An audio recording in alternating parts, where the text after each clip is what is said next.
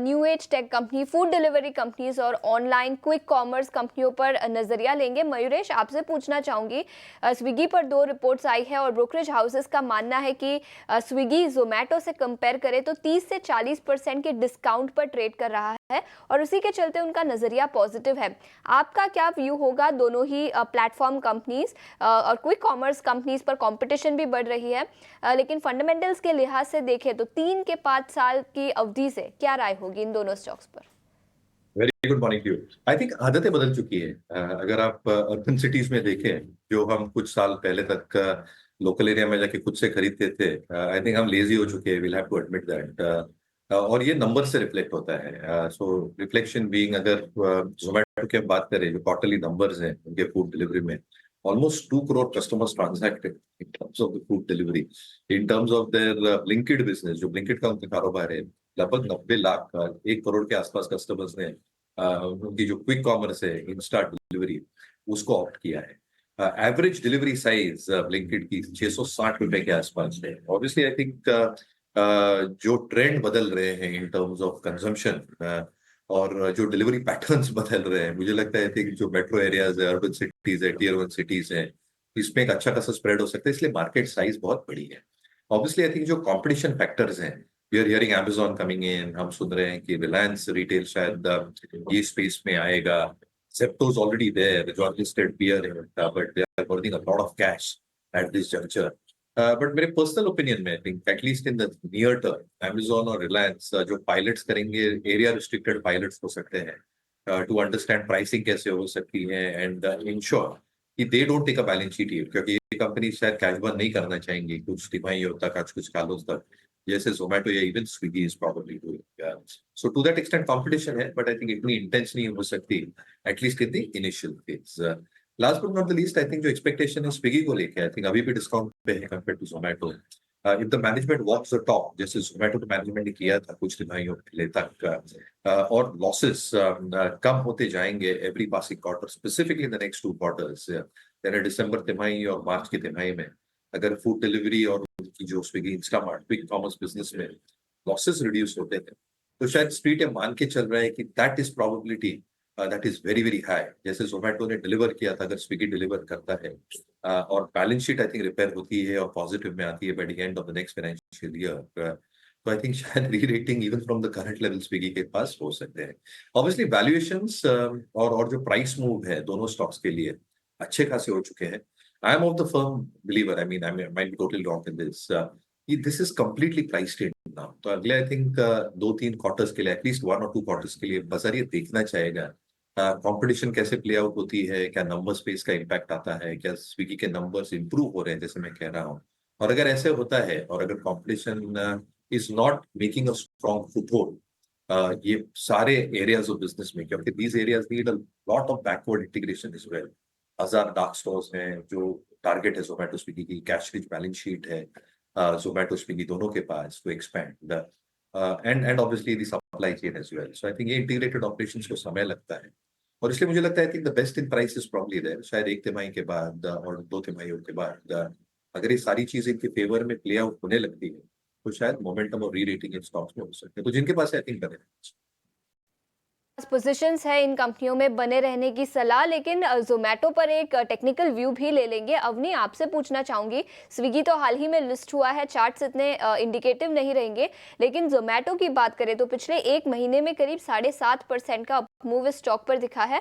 300 के आसपास स्टॉक कारोबार करता हुआ 290, इन लेवल से जोमेटो के स्टॉक पर क्या राय होगी? तो फिलहाल अभी जो है प्राइस ट्रेंड जो है वो पॉजिटिव, स्ट्रक्चर ओवरऑल पॉजिटिव है, लेकिन ऊपर के स्तरों से बिकवाली भी इसमें हो रही है और नीचे सपोर्ट भी ले रहा है स्टॉक। तो मेरे हिसाब से करंट लेवल से ये नीचे सपोर्ट के तरफ आना चाहिए। यहाँ से अराउंड 280 से 282 के रेंज में आता है अगर, तो वहां से फिर से हमें बाइंग नजर आएगी। सो उस एरिया में हम बाइंग कर सकते हैं और नीचे आपको स्टॉप लॉस लगाना है 277 का, और ऊपर की तरफ ये फिर से चल सकता है करीबन 304 305 तक। 277 का स्टॉप लॉस और 304 से 305 तक के लक्ष्य जोमेटो पर दिखाई दे सकते हैं। ब्रोकरेज हाउसेस का स्विगी पर नजरिया काफी पॉजिटिव है जहां पर हम स्ट्रेंथ देख रहे हैं और वो है कैपिटल गुड्स का। उसके रीज़न एक ये भी है कि सरकारी जो कैपेक्स है उसमें भी सुधार आ रहा होगा और उसका बेनिफिट निश्चित तौर पर इन कंपनीज को मिल रहा होगा। एबीबी को लेकर एक खबर भी आई है कि गमेसा इलेक्ट्रिक का पावर इलेक्ट्रॉनिक बिजनेस ये कंपनी खरीदेगी। एबीबी पर और कैपिटल गुड्स पर व्यू लेते हैं। हमारे साथ जुड़ गए हैं देश के जाने माने दिग्गज फंडामेंटल एक्सपर्ट मयूरेश जोशी। मयूरेश भाई, बहुत शुक्रिया आपका समय देने के लिए। स्वागत है आपके टीवी न्यूज़ स्वदेश पर। एबीबी पर व्यू दीजिए, ये खबर आपको कैसी लग रही है? और एक बार जरा मयूरेश जी ने सेक्टर पर व्यू दीजिए कि ये जो तेजी हाल फिलहाल बनी है इन स्टॉक्स में, ये आपको कितनी सस्टेनेबल लग रही है? मॉर्निंग अभिषेक जी। नहीं, आई थिंक कैपिटल गुड्स जैसे आपने राइटफुली कहा, जो गवर्नमेंट केपेक्स है ये अच्छा खासा होने की उम्मीद बाजार लगाया बैठा है सेकंड हाफ के लिए। और अगर ऐसा होता है तो कैपिटल गुड्स, इंफ्रा, मैन्युफैक्चरिंग, ये सारे जो क्षेत्र है इनके लिए जो ऑर्डर विन्स हो सकती है ये काफी सब्सटैंशियल हो सकती है। दूसरी चीज हमको ये देखनी चाहिए कि जो ये ऑर्डर्स आ रही है कैसे मार्जिन के साथ आ रहे हैं, किस टाइमलाइन के साथ आ रहे हैं। तो मार्जिन भी बेहतर है ये ऑर्डर्स के लिए and they come with a strict timeline. तो कहीं ना कहीं आई थिंक जो एग्जीक्यूशन कैपेबिलिटीज है ये सारी कंपनीज की, this should be top notch to probably ensure कि ये जो ऑर्डर बुक की एक सर्विसिंग है ये टाइमली बेसिस पे होगी। तीसरी चीज आई थिंक काफी कुछ जो बैलेंस शीट स्ट्रेंथ है, क्योंकि आई थिंक एग्जीक्यूशन साइकिल इंप्रूव हो चुका है, कैश फ्लो इंप्रूवमेंट अच्छी खासी हो चुकी है। Obviously I think private capex lag कर रहा है, बट काफी कंपनीज के पास कैपेसिटीज बिल्ट इन है at this juncture to service these orders. तो हम जो बुक टू बिल रेशियोज कहते हैं, यानी कितनी ऑर्डर बुक है compare to revenue of FY24 audited basis के ऊपर, एक अच्छी खासी रेवेन्यू विजिबिलिटी ये पूरे क्षेत्र के लिए है। Last but not the least, the only risk factor that I see is execution. अगर किस कोई भी कारण की वजह से ये कंपनीज अच्छी तरह से एग्जीक्यूट ना कर पाए तो शायद ये नंबर्स पे दिखे, या अगर वर्किंग कैपिटल साइकिल थोड़ा एलोंगेट हो जाए तो शायद कैश फ्लोस पे दिखे। तो I think execution is going to be the key for this sector. Valuations obviously अभी भी मुझे लगता है महंगे हैं। ऑब्वियसली लास्ट 3 महीनों में 4 महीनों में ये stocks largely for this sector have consolidated, but अभी भी मीन स्टैंडर्ड डिविएशन से थोड़े higher level of the standard deviation ये ट्रेड कर रहे हैं। But again I think tailwinds काफी है सेक्टर के लिए, तो सेक्टर पे भी पॉजिटिव रहेगा। Capital goods stroke infra stroke manufacturing. ABB की जहां तक बात हुई, मुझे लगता है आई थिंक जो स्पेसेस में एबीबी है या सीमेंस की भी अगर मैं बात करूं, and where government capex is expected to get accelerated, I think they are in the right spaces at this juncture. Expectation यही है कि ये क्षेत्र पे आपको एक लंबा नजरिया रखना चाहिए, और लंबा नजरिया का मतलब है 3 साल के ऊपर। तो मेरे हिसाब से आई थिंक पॉजिटिव और ऑप्टिमिस्टिक रहेंगे इस क्षेत्र में। Large part of the leadership stocks should do well, क्योंकि डायनामिक्स उनको फेवर करती है, बैलेंस शीट्स फेवर करती हैं।